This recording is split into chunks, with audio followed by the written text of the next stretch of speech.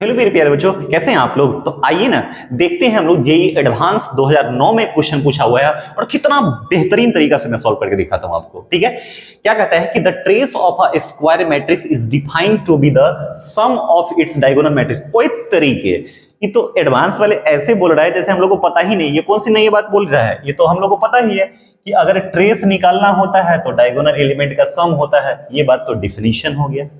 ठीक, अभी तक उसके बाद देखिए क्या कह रहा है। कहता है if A is a 2x2 matrix such that the trace of A is 3। क्या बोला, 2x2 मैट्रिक्स है जिसका ट्रेस कितना है 3, और हम जानते हैं कि ट्रेस का मतलब होता है डायगोनल एलिमेंट का सम।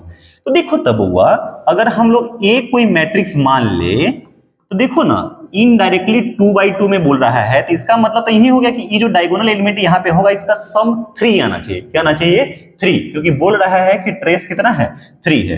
तो जरा बताइए ना, अगर मान लीजिए कि हम इसको 3 ले लेते हैं और इसको 0 ले लेते हैं तो देखो तो दोनों का सम 3 आएगा कि नहीं आएगा। और कहिएगा सर यहाँ पे, तो यहाँ पे जो मर्जी है वो ले लीजिए, कोई भी एलिमेंट ले लीजिए, बी सी ले लीजिए। ठीक, अब देखिए उसके बाद क्या कह रहा है। उसके बाद बोल रहा है कि the trace of A Q, एक और बात दे रखा है कि ए क्यू का ट्रेस कितना है -18।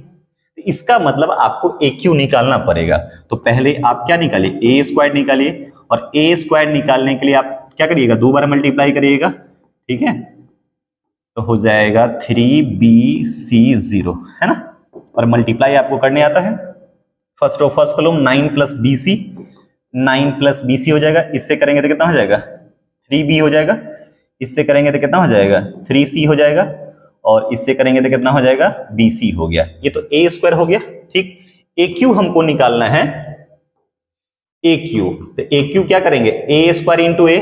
a स्क्वायर का वैल्यू कितना है 9 + bc, 3b, 3c, bc और इंटू a का वैल्यू कितना है 3bc0। ओके, अब जरा बताइए हमें क्या पूछ रहा है यहाँ पे। देखो जेईई क्वालिफाई करना है तो आप पूरा गंदा तरह से लिखना मत चालू कर लो कि पूरा गधा की तरह से सॉल्व कर रहे हैं। ठीक, हमें पूछ रहा है AQ का ट्रेस दे रखा है -18 है।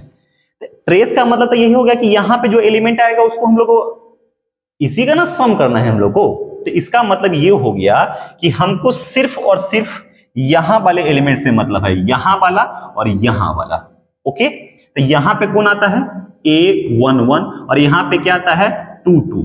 इसका मतलब ये कह रहा है कि A11 + A22 इसका वैल्यू -18 है।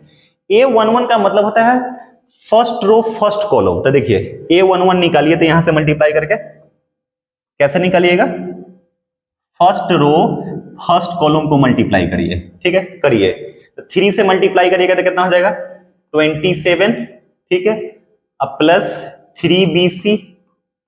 ठीक, अब प्लस इससे करेंगे तो फिर 3bc हो गया, बात खत्म।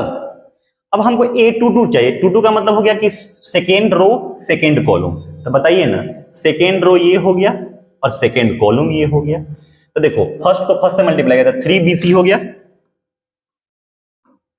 प्लस 3bc और इससे करेंगे तो क्या हो गया 0 हो गया, बराबर कितना हो गया इक्वल टू आ गया आपको -18। ठीक है, तो 3 3 6 3 9 टाइम्स bc इक्वल टू -45 हो गया, bc इक्वल टू हो गया -5। देखो ना सवाल क्या पूछ रहा था आपसे, the value of determinant a। तो बताइए तो इसका डिटर्मिनेंट निकालते हैं तो डिटर्मिनेंट क्या आता है 0 - bc, 0 - bc। तो आपसे पूछ रहा था डिटर्मिनेंट है 0 - bc और माइनस, और bc का वैल्यू -5 आया। इसका मतलब इसका आंसर क्या आ जाएगा 5 आ गया। तो देखिए कितना सिंपल क्वेश्चन है। ठीक है, अगर आप ऐसा ही वीडियो अगर चाहते हैं तो आप हमें कमेंट करके जरूर बताइएगा। मैं फुल्ली पढ़ाने के लिए तैयार हूं, बस आप हमें जरूर फीडबैक देते रहिए। ठीक है, जिससे हमारा एक्साइटमेंट बढ़ता रहे। ओके, ठीक है।